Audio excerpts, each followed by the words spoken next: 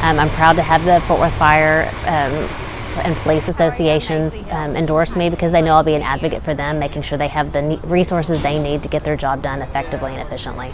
Part of City Council's role is to set the tax rate, and I advocate for lower tax rate. And I think there's a couple things we need to look at. One, when people open up their tax bill, there's 6 different tax entities that are taxing them, and the city only makes up a small percentage of that, and then we're just one of those 6.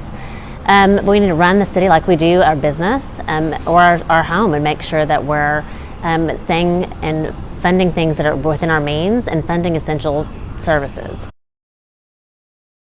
I'm going to maintain the city ordinance, and I support what we currently have in place to make sure that STRs are not citywide.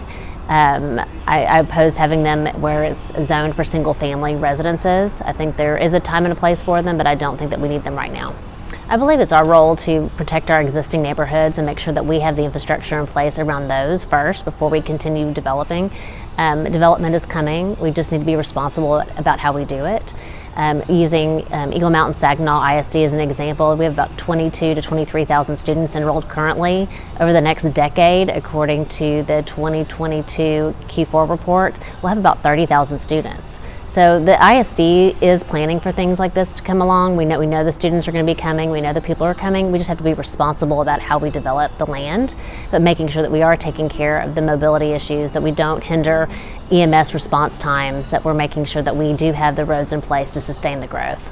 I think as a city councilwoman, I'll be extremely accessible. People should be able to reach me on my cell phone, text me, email me, and I'll be extremely responsive to them. The role of city council is to be an advocate for the neighborhoods, and you can't be an advocate if you're not listening and understanding what the issues are and actually meeting with people in person. I've been in public service for the entirety of my career. Everything from working at a homeless shelter on East Lancaster to helping fund public policy.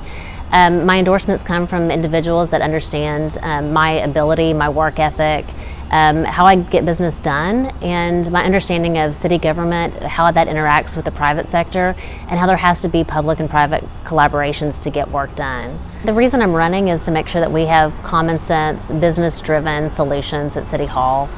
Making sure that we're bringing civility and decorum to our arguments and conversations. Fort Worth's on a national stage now. We need to make sure that we're making the right decisions, not just for people living inside 820, not just for people living outside of 820, but for the whole city and as a whole. And have a holistic approach as we're looking at the comprehensive plan. How are we impacting people's lives? How are the decisions made at City Hall impacting the decisions that we make every day as we go in and out of our neighborhoods?